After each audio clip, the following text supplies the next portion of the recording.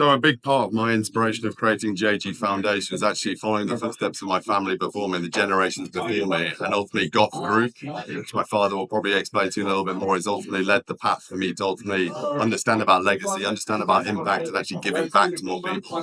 For me, it's an incredibly proud feeling, creating a foundation, having my family with me, actually doing well in the world, and ultimately giving back to people. But I must say, ultimately, we follow in our footsteps before us. And ultimately, you spoke about Gough Group today and what they do, which is very proud of me, but then obviously JG Foundation following that review, Gough Foundation, that you've done for the way.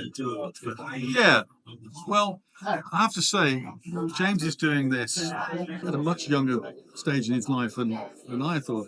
As you get older, you want to give a little bit back, and for us in the Gough Group and within our family, it's we've been lucky enough to be reasonably successful. We want to give back, but this was more in later life. I think what James is doing younger in life, because everything younger in life than I did. But anyway, it is part of our family values, and I'm incredibly proud. My wife and I, and the family, are incredibly proud of what you've achieved and what you're doing to help others who have been slightly less fortunate than we are. And I'm really, really proud of you. Appreciate that. I just want to build on that. Obviously, we've created team values such as Boulder, which stands for bravery, obsession, leadership, disruption, excellence, and resilience. I'm intrigued. I want to ask him actually, with what you've achieved, you and your business, what team values for your staff and coaching what Gough Group is about. What is that for you, values? Well, tell you what it's about. My father retired 4 or 5 men, Climate men, who with 50 years service to the company.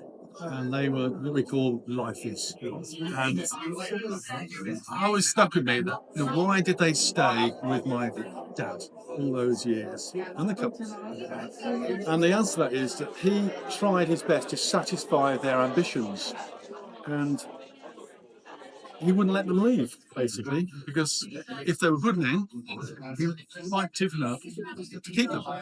And that story stuck with me. And now I've got my own lifers. I've got one guy who's running a company of mine, he's a managing director, and I started him at 16, and he's now running a big business with more people.